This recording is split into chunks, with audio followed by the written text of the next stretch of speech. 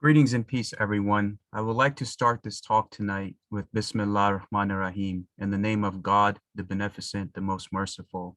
Tonight, this evening, we always have the honor and pleasure and privilege of being joined by our beloved Shaykh from the Fatimiyya Sufi order, Shaykh Wahid Azal, and he's joining us tonight for part 6 to talk about the Islamic origins of Western ceremonial magic, the Enochian systems, John Dee, and why Islam in the East is always not given credit, why it's always denied its actual credit in terms of all of these esoteric schools. And of course, our beloved Sheikh always speaks the truth. He always speaks from the heart. And that's why he always stirs up the nest of the agents of the chaos, which is a necessary truth and a deed that needs to be done by those that are on the side of good and justice. So without further ado, I give the greeting of Assalamu alaikum and Nur alaikum to our beloved Sheikh on tonight's topic. Wa alaikum Nur to everybody, and thank you again for having me on. As always, it's an honor. This is a great topic, and it's a topic that needs to first be unpacked from kind of the base level. And that is that I tend to look at the fact that the Islamic world itself is not being given credit, has to do with contemporary developments, because at an earlier time, the situation was actually quite different, where Europe particularly coveted anything that came from the Islamic world. Because up until probably the Renaissance, the Islamic world was effectively the developed world, and Europe was sort of the backwater, or the second world, not so much the backwater. The Renaissance and then the conquest of the Americas by the early forces of European colonialism changed the situation permanently. But we have to really look at the 19th century and the 20th century when we begin to see the emergence of these Islamist movements all throughout the Muslim world, whether in the subcontinent in the form of the Deobandis, or in North Africa and much of the Middle East in the form of the Ikhwan al-Muslimin, the Muslim Brotherhood, and so on and so forth, that basically as movements are rejectionist movements of everything that came before. And this is what a lot of Westerners don't understand about the contemporary Islamist and fundamentalist movements in the Muslim world, is that whether we talk about the Wahhabis, whether we talk about the Deobandis or the Muslim Brotherhood, that these are really modernist forces that are reactionary and reactive forces that first emerged in our part of the world as a result of European colonialism, but fundamentally as rejectionist movements of Islamic culture and Islamic civilization itself up to that point. Before all of this, the occult and occult knowledge and even scientific knowledge from the Islamic world was very actively coveted by Europeans. And so you have, from the period of the Abbasid Caliphate all the way, I would say, to the early years or the early centuries of the Ottoman Empire, knowledge was actually flowing from the East to Europe. And so you had translation projects spanning centuries between Baghdad and Rome, or North Africa and Rome, and so on and so forth. The modern world changes all of this. And so here we are, where we're living in a situation where most of the West looks at the Islamic world as backward and reactionary and superstitious and stupid and etc., where in previous century, the actual situation was the other way around. And where philosophy, the occult, mysticism is concerned, Europe looked at the Islamic world for many centuries with a lot of envy, even though they produced their own traditions of some amazing mystics and some amazing philosophers, names like Meister Eckhart and Marguerite Poré, John Scotus, Eriugena, you have all these amazing names that I take nothing away from. These figures are monuments in their own right. But on the subject of the occult itself, the European occult tradition, and particularly the tradition that we now know as the ceremonial magic tradition, that really begins in the present form that we have it today during the 19th century with the Golden Dawn, the works of Aleister Crowley, etc. Much of this has its textual genealogy in works that were circulating for a few centuries, and particularly from beginning in the Renaissance, that had their origins actually in Islamic texts. Mm. If, for example, one of the basis of the Western ceremonial magic tradition is what they call the Solomonic grimoire tradition. And the Solomonic grimoire tradition, for example, with central texts such as the book of Abramelin the Mage, this entire text is a pastiche that was cobbled together from various elements of text that already existed previous centuries within the Islamic world, particularly the text of Buni, whether we're talking about his Shams al-Ma'arif, the son of Gnosis, or texts like the Shamus al-Anwar, the sons of the lights, etc., and various massive productions of occult book production and whatnot in that part of the world. That during this period, especially during the Renaissance, when you have a massive translation project into Latin and Italian and German later as well, of Arabic, these texts find their way into Europe, but without their authors or without their sources being mentioned. Now, one of the central figures of the European occult tradition, a 16th century, late 15th century, early 16th century figure by the name of Henry Cornelius Agrippa. And he wrote the 5 books or the 4 books of occult philosophy. And when one delves into his book, he very occasionally name drops, and source drops about a lot of the origins of this stuff. Now, in the contemporary period, most people believe that the Solomonic grimoire tradition has its origins in esoteric Judaism and Kabbalah specifically. As I have gone on record on numerous occasions and also on your podcast, the origins of the Kabbalah itself occur within the Islamic world. So this layer of the ceremonial magical tradition of the West itself, because of even the origins of the Kabbalah, has to be located in the Islamic world. And particularly with texts such as Abramelin the Mage, the Book of Moses, the talismanic workings that are associated with the Book of Moses, this 6th Book of Moses, which is actually a pseudo-epigrapha or an apocryphal text, because Moses didn't write an occult text. But these texts all have their origins in the Islamic world. That particular book that I mentioned, the 6th Book of Moses, has very unequivocally its origins within a subchapter of the first book of Al-Buni's Shams al-Ma'arif, where you have a talisman and a working and a whole subsection of this book devoted to this talisman known as the Staff of Moses itself. And so you find these elements then being reinterpreted and recrafted and redacted and then rewritten again in these Solomonic sources in Europe that then emerge as various texts from about the 18th century onwards, that then get codified in various titles during the 19th century by the Golden Dawn and what have you.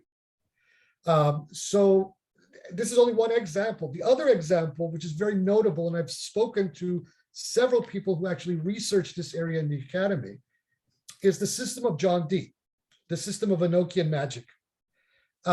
Anyone who has delved deeply into this system of John Dee will quickly figure out that a lot of the sigils, a lot of the callings, a lot of the hierarchy of the cosmology of this thing has very interesting resonances to the esoteric and occult hierarchy that Ahmed al-Buni himself delineates right at the beginning of his Shams al-Ma'arif al-Kubra.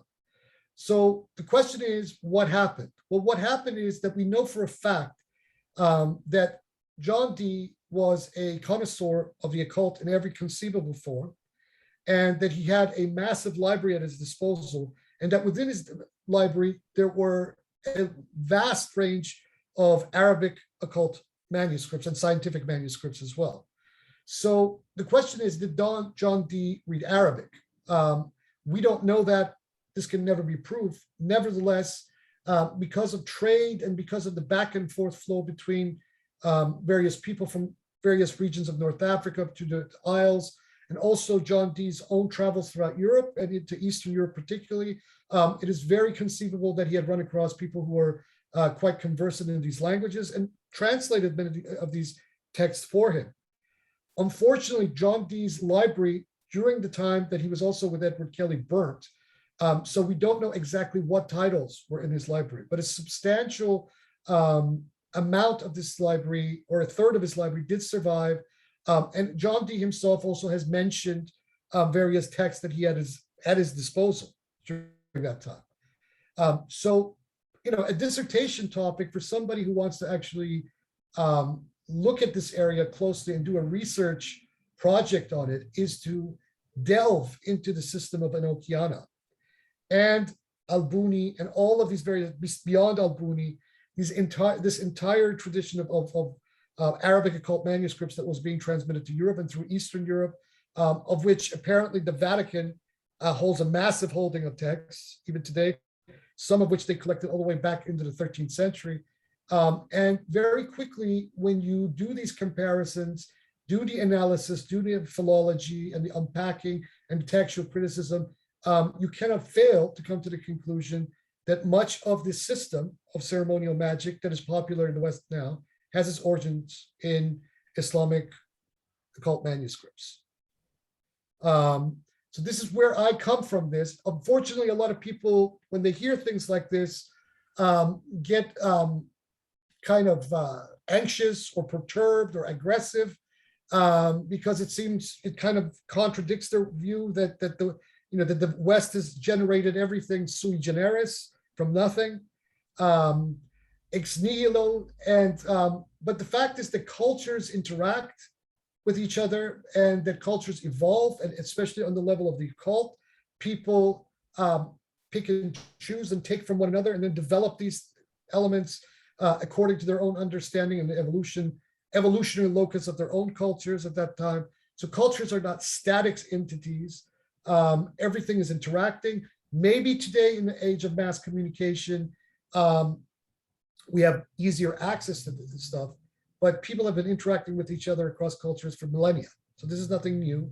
And where the occult and esotericism and all of this is concerned, this was definitely going to case. And I think it's very important that this be acknowledged and that even, very seasoned Western ceremonial magicians pay their dues to the culture of the locus of a lot of these texts, just as we in the Islamic world pay our due to our forebears, such as the Jewish culture that was very much responsible for a lot of the elements that exist, especially the immediate systems of esotericism before the rise of Islam, such as Jewish Hekalat, that was very prevalent in the Middle East at that time.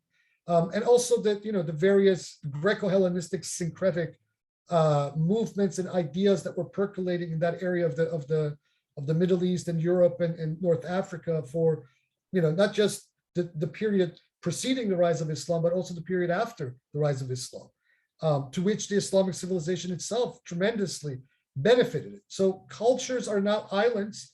And even on the question of spirituality and the occult, one culture provides one particular lens as to how to perceive the spirit. Another culture perceives another lens.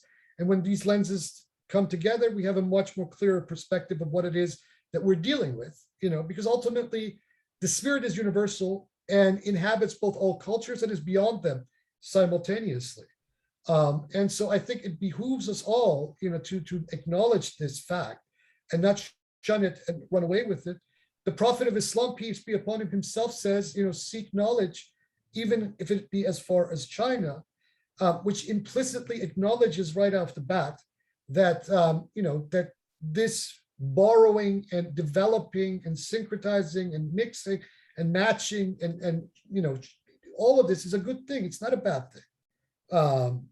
But in these times that we're living in, that where a certain demon has been resurrected again, there's this, it was never dead. It's always been around, but it's in its very aggressive form, it has been resurrected.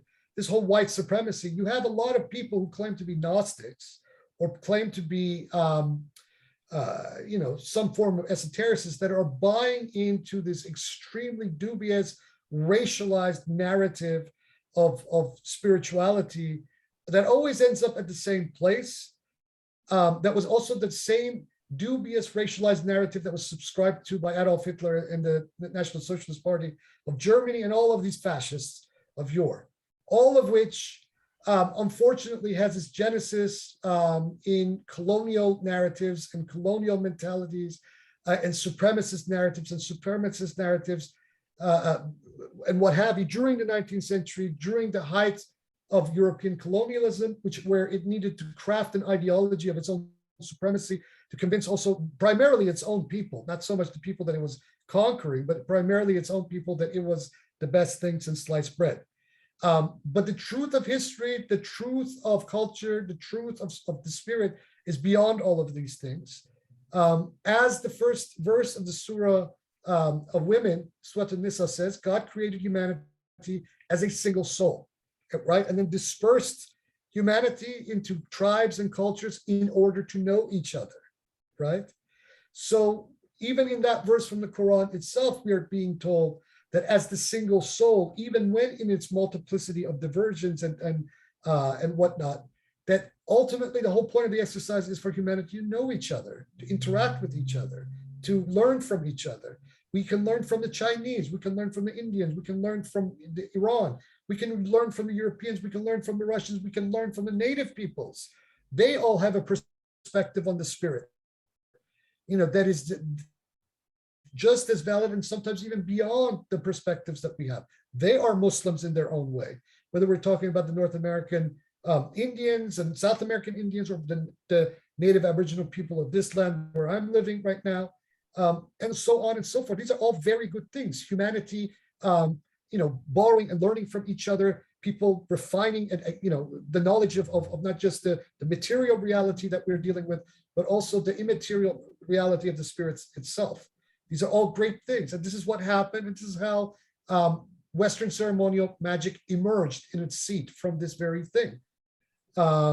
So I look at this as a great thing. It's the best thing since sliced bread.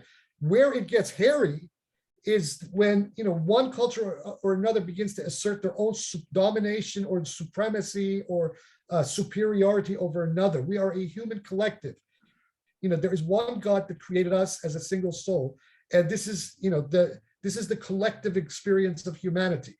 And we borrow from each other, and we trade with each other, and we love each other. Races have emerged from the joining of different races and different people into, this is all a good thing. This is the history of humanity.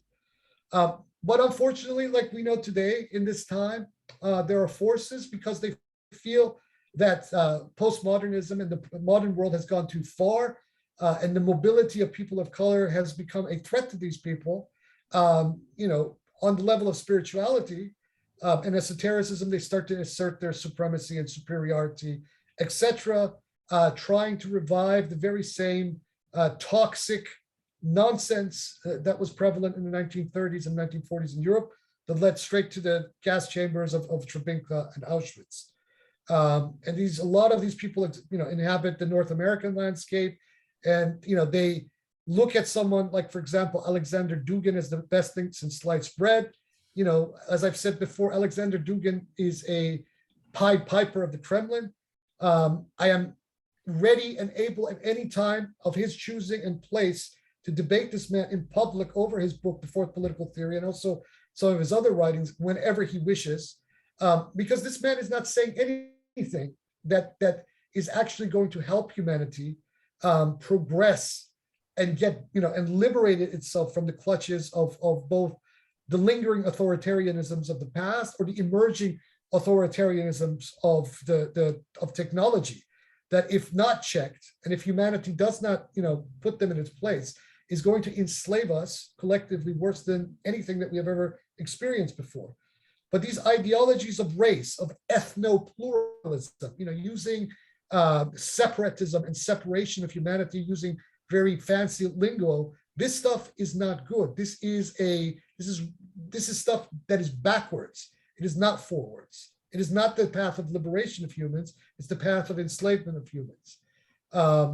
So, we got to be very mindful of the things that we deal with, and especially when we deal on the level of the occult, because the level of the occult is the level of the spirit. By any system that you approach the occult, you're basically approaching and entering the terrain of the spirit itself. And on that level, causality is much more magnetic than the usual causality that we're used to in the mundane. And so there's also responsibility involved on the people that practice this stuff to have both the integrity of approach and also the integrity of understanding about what they are approaching.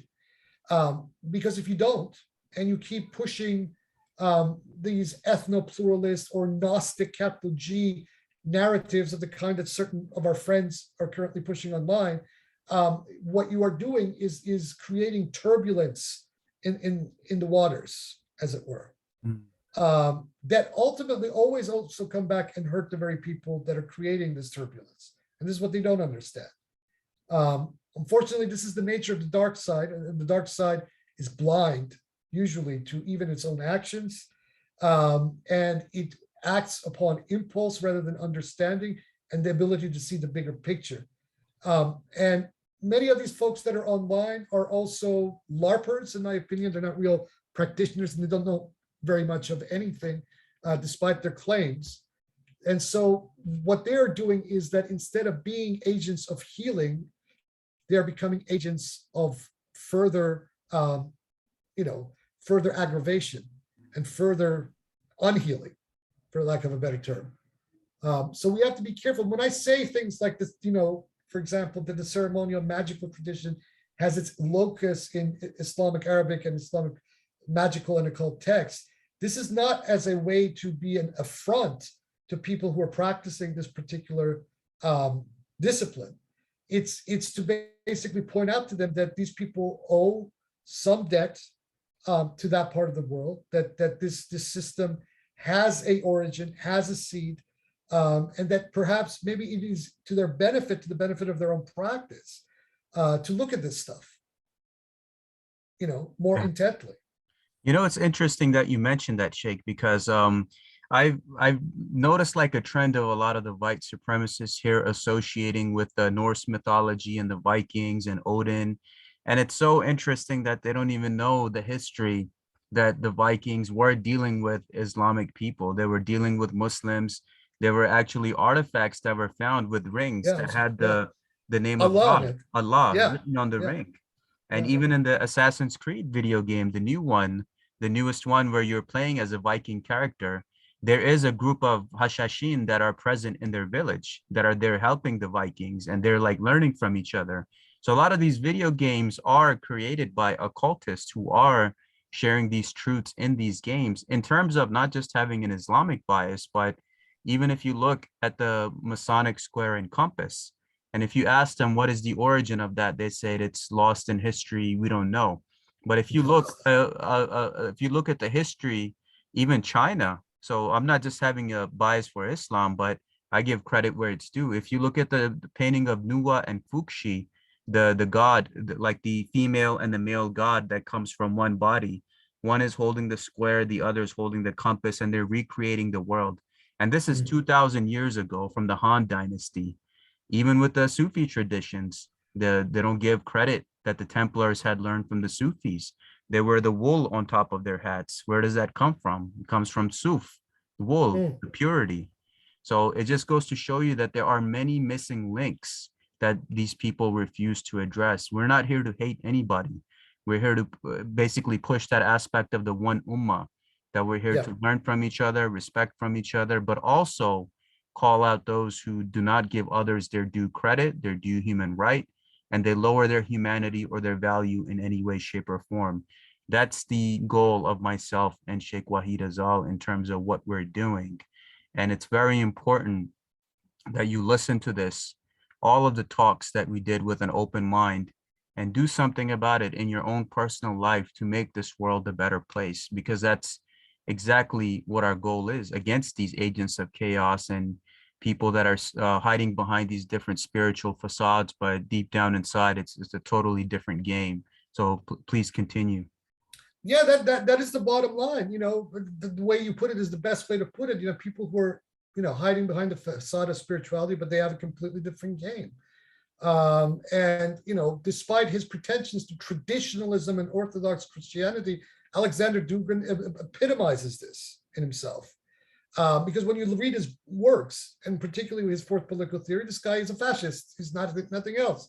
He may call it something else. He might say that the age of liberalism and fascism and communism is over. We have to create something else. Sure, but the result and the proposal that he's putting out there is to create an ethno-pluralist world, which is a fancy way masquerading as white people in their own countries and black and brown people in their own countries, and complete division of humanity, which has never occurred at any point in human history. Have we ever had this kind of division? These sorts of divisions are actually, figments of modernism, the very modernism that Mr. Alexander Dugin claims to be against. Yeah. Human cultures have interacted with each other for millennia, from the dawn of humanity, when the first seeds of humans, whether they came out of Africa, as some people believe, or where the native people here on this land believe that the first humans actually emerged here on Terra Australis, or wherever. We human beings are one soul, one ummah, one, under one God, one spirit, okay?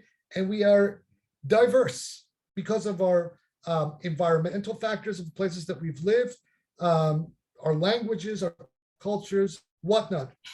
For those of them who are Christians, I would send them back to their own Bible to reflect on the story of Nimrod and the Tower of Babel as to why these diversities exist. Now, we don't take these stories literally, obviously, but within the story of Nimrod and the Tower of Babel, there's a great parable, because humanity up to that point, when Mr. Nimrod, this king who wanted to vie with the Almighty himself, before he shoots that arrow into the sky from the top of his Tower of Babel, humanity could understand each other. But because of the arrogance of this king, right, who thought he could vie with the Almighty himself, right, as a punishment, the Lord of the universe made that the version where humans can no longer understand each other. Yes. Right. This is a parable. Now, this parable can be actually put together in such a way that the arrogance of humanities who think that they can vie with the plan of the Creator himself is always what produces the divisions, right? When you step back from that, it doesn't matter what culture that you come from. It doesn't matter what language you speak. Ultimately, you're human. Right? Yeah, that's absolutely right. And that humanity is beyond language, beyond ideology, right? On the level of science, there's a biological fact. So this whole deterministic Darwinism that was spawned in the 19th century that's now permutated and evolved into these very noxious ideologies of white supremacy. Under the glare of science itself, under the glare of the microscope of science, they fall apart.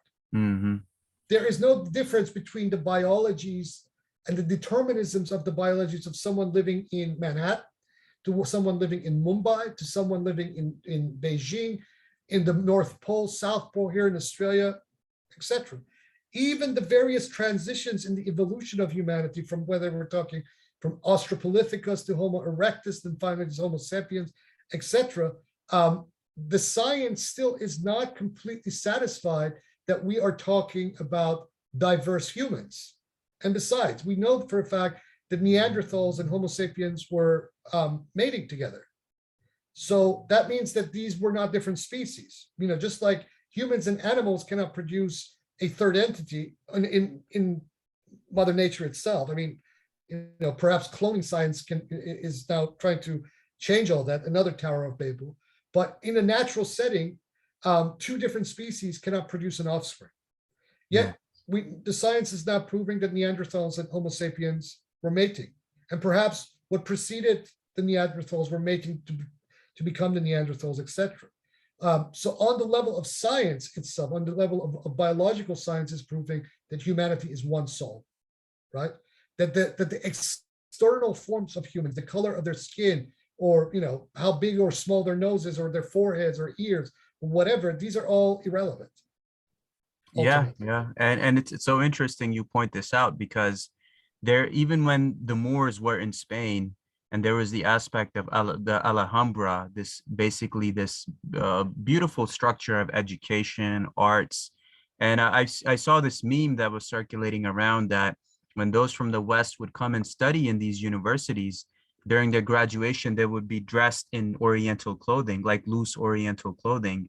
And now when you look at the graduation ceremonies in the Western world of graduating from school, college, university, etc., they still wear the like the thope-like clothes. So it's so interesting that that correlation is there, even though they don't point that out, which I want to give credit to a Masonic brother here in Pennsylvania who made a presentation called Being Lost in the Alhambra, where he described there's a room in the Grand Lodge here, which is basically like an Islamic mosques, the way that it looks. And he describes like different Islamic Masonic architecture throughout Pennsylvania with these different Masonic temples. So I want to give credit to him where it's due for that. But you're right. It's these different influences learning from each other, and everyone's is sharing the truth in their own way. Like it says in Surah 2, verse 662, that as long as you believe in God, do the right thing, don't do anybody wrong, you're going to be absolutely fine. You look at the Hindu text, Krishna says, whatever path you follow, it all leads back to me. And that even invalidates the Hindu extremists and the Hindu supremacy that is hurting non-Hindus in India right now and whatever is going on all over the world. So people have to get deeper into their practice and learn their own truths and realize it's not the religious stuff that's wrong. It's you, the human, who has fallen astray from each other, from Exactly. yourselves, and from the element around you. So I would like to ask you the aspect that why with John Dee, Enochian magic, these different Western esoteric circles, I mean, even Crowley himself had went to Egypt and studied the Quran. And there was a Thelemite from his circle that reached out to me. And he said, we are taught to respect Islam and respect everything. So what is this connection that the average thinker and knower is not getting here? Let me first address the thing that you did with Crowley. Crowley is interesting. Crowley had a really deep, abiding love for Islam. And when he was in the deserts of North Africa, that big working he did, the big Enochian working he did, he was actually reciting the Surah Al-Ikhlas like a couple hundred times a day.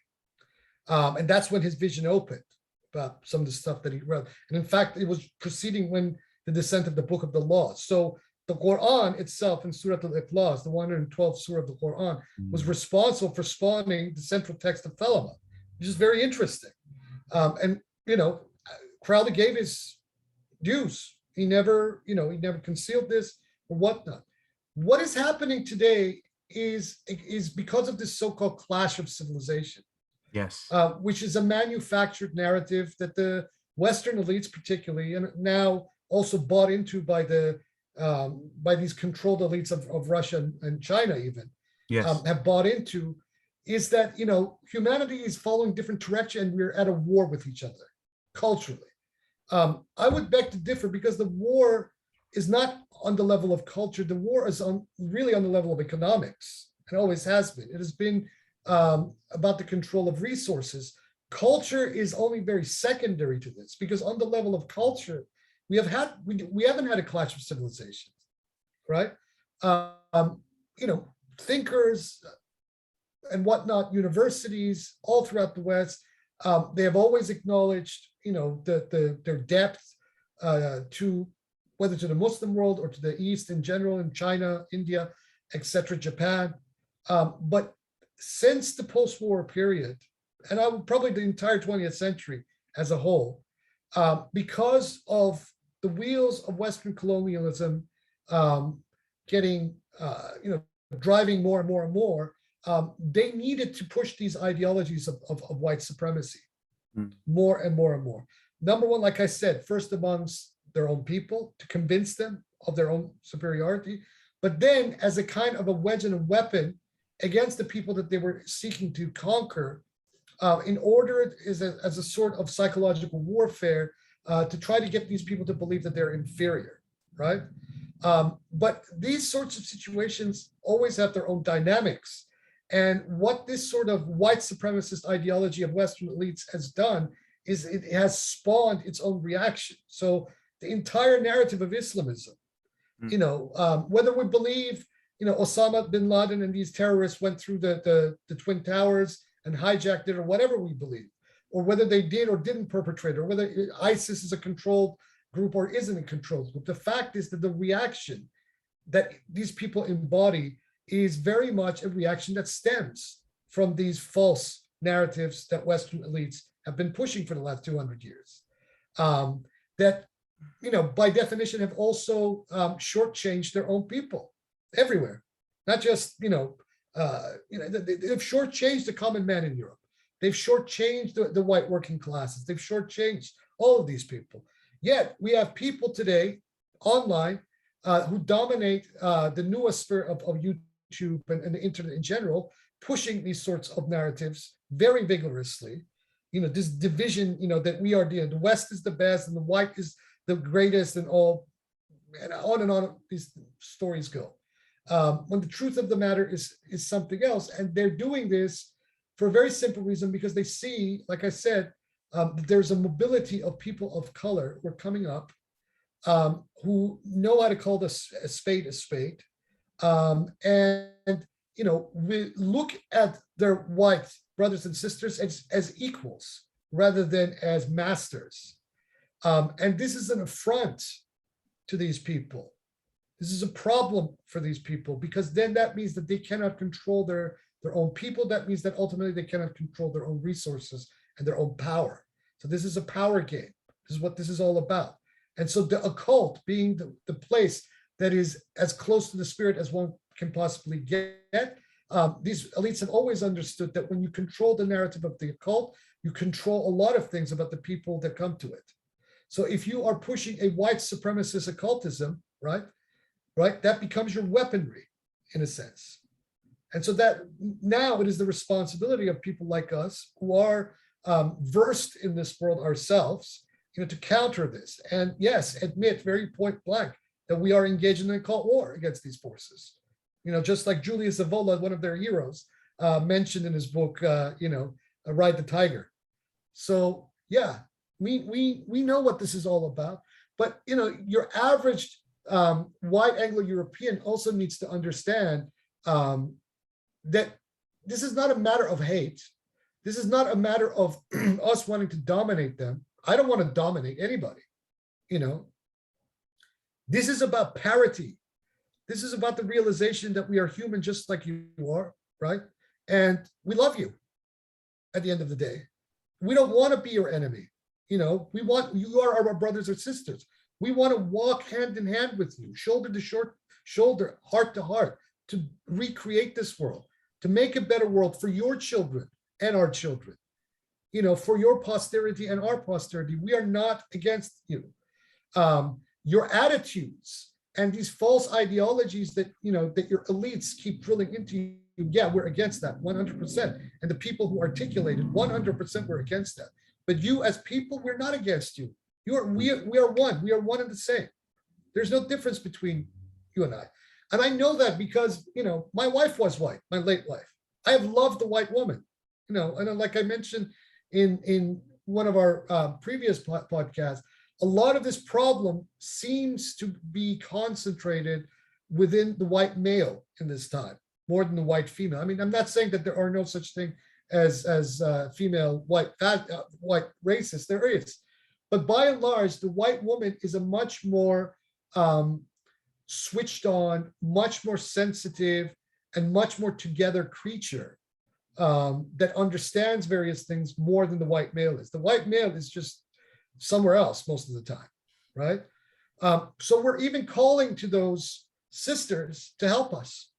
Help us. The problem with the white male. Help us. To knock some sense into this guy, because we're not after him. We're not trying to kill him.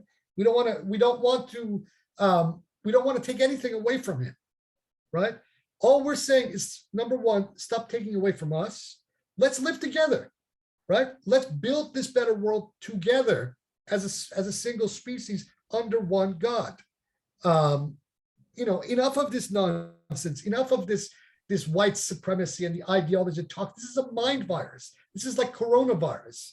worse than any pandemic that you can imagine. This is a virus of the mind. You are diseased, and we want to help you get over it because we want to make you better than what you are. We don't want to bring you down. We don't want to destroy your world. We want to give you the best. You deserve the best. Be with us, hand in hand, shoulder to shoulder, heart to heart. Let's recreate this world together. Yes, and I couldn't have said it any better than myself, the way that Sheikh Wahid Azal describes this whole scenario and situation. And it's so interesting. I live in Philadelphia, and there's a community here, the Baba Muhyiddin Fellowship. And there were American white Jews who brought Bawa from Sri Lanka here. And so we're not condemning the white people. We're stating these truths that need to be shared. And even to this day, their descendants are taking care of Baba's fellowship. And you go there, everyone's welcome, whether you're white, Christian, Jewish, Muslim, Black. They have somebody from each part of the community that's serving in the leadership in some way. And they are in a perfect example that if they can do that and serve the community and the fellowship, whether you're a Sufi or not, then all of us have that capability as well to do so, to serve a world that where all of God's creation is equal, as Allah subhanahu wa ta'ala and our Nabi Muhammad sallallahu alaihi wasallam all teach us to become one ummah. Even in the Masonic Brotherhood, they teach you on the level. No one is above you or beneath you. So we need to work towards that society, and the true origins of these different esoteric paths, no matter what you're an initiate of. And what Sheikh Wahid Azal said cannot be stressed enough. And please take heed that we're not here against anybody. We're standing for the truth. And those that don't like our truths, those are agents of chaos, and they also come in all races, religions, countries, and groups of the world. This internal fight between light and darkness that happens everywhere. It's not just an American thing or a Western thing. I've seen it everywhere. So let's stand on the right side of history and know what God has promised all of us, that good is always destined to win over evil. No matter what they try, no matter how powerful they are, good always wins. It's just the way the game works. So our beloved Sheikh, anything else that you would like to address on this topic? I want to now address the other side, the phenomenon of Black and brown nationalism, which is also a flourishing one. It's feeding off of this whole white nationalism. This is also a path that leads down an abyss, right? Mm-hmm. One of the greatest examples of someone who evolved and came out of that and became a Shaheed was Haj Malik al-Shabazz, Malcolm X. Yes. Malcolm X came out of the Nation of Islam. But, when he had his falling out with Elijah Muhammad and the Nation of Islam, and he then went to the Hajj, he saw with himself that at the Hajj, and this was a great period. This is when the Saudis were still not that crazy as they are today.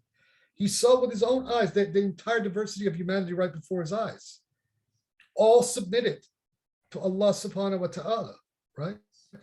And then when he prays, especially when you have that scene in the movie Spike Lee made with Denzel Washington playing the lead role, when at the Grand Mosque, Malcolm X finally does his prayers, and he is truly then submitted to the All High.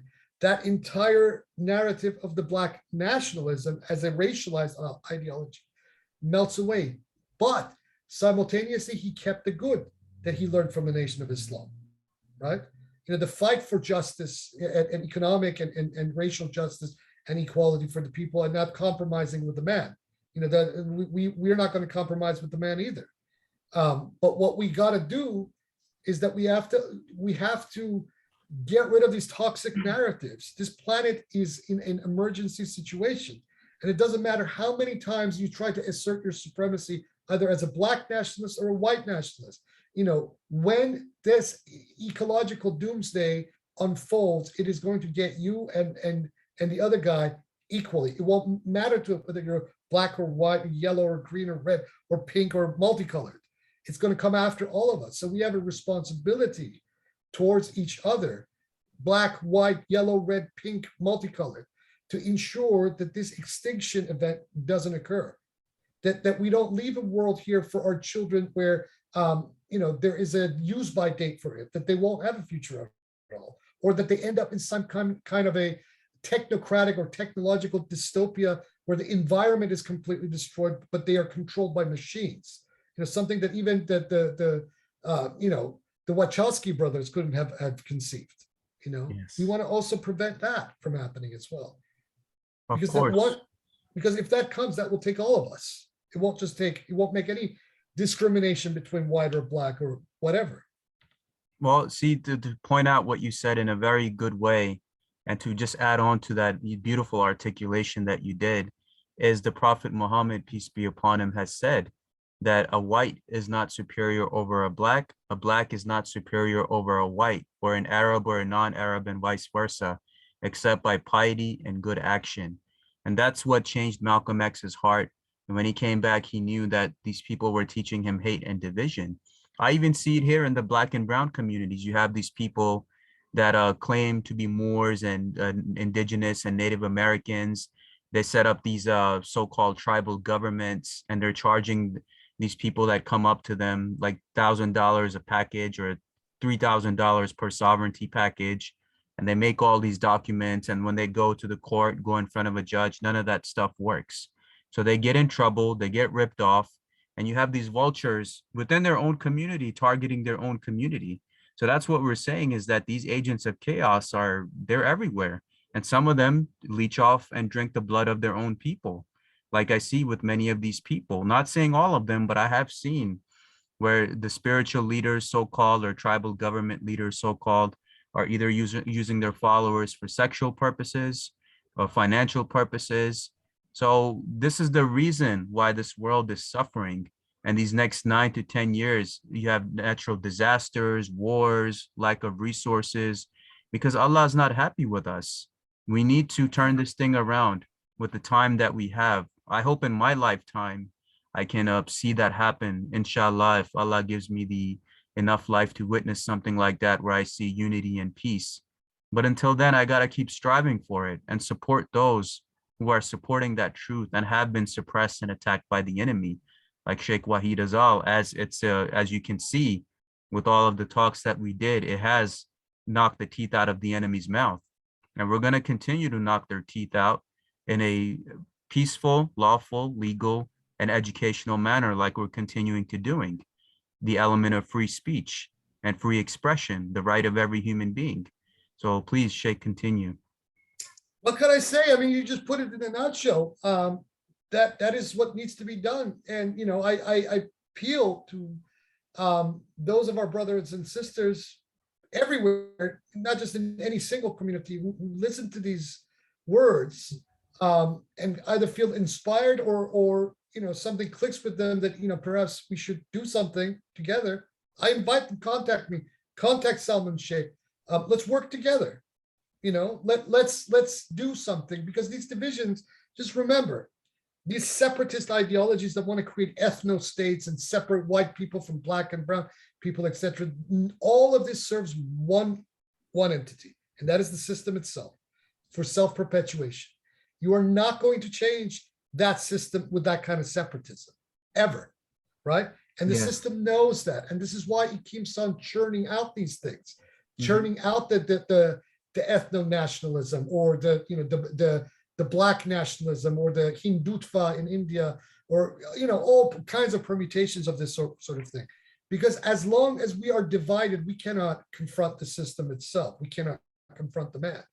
The folks back in the 60s understood this very well, and they came this close to dislodging that entire system. But because they were immature and naive in certain things, the system got the upper hand. But we are moving now to a time where we have learned a lot of things from the 1960s, and we are a different people than the folks back in the 1960s, and we need to create or recreate a movement, if not identical to it, but similar to it, to stop this system from killing all of us. Yes, and it's very important you address that. And what is it that killed their movement? Because I had a professor, and he made us read this book called The Portable 60s Reader. And in that book, I think they have a PDF of it online too. And they have these different collections of Abby Hoffman and all of these different people that did their social justice activism. And what I was able to pick up from those teachings and, that required course material we had to read, was that a lot of these movements got taken down because they got infiltrated by the agents of chaos who were posing as one of their own, that I'm here as on your side, etc. So they were infiltrated by the agents and handlers that came in and kind of sabotaged them. But had they knew and had that discretion, we might have been living in a totally different America or the world today. But Allah subhanahu wa ta'ala always has a plan. And it says in the Holy Quran that they plot and plan, but Allah is also the best of all planners. And that is the ultimate Makaru, truth. makaru wa makaru Allah wa Allahu khairul makirin. Absolutely. Yes, yes. So anything else, Sheikh, you would like to share about this topic?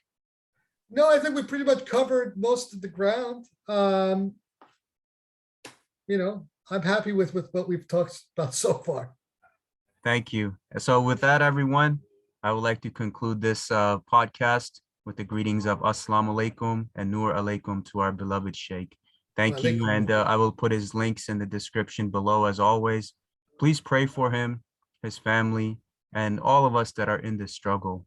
We're all in this together, and let's try to fight for a great world together. Thank you.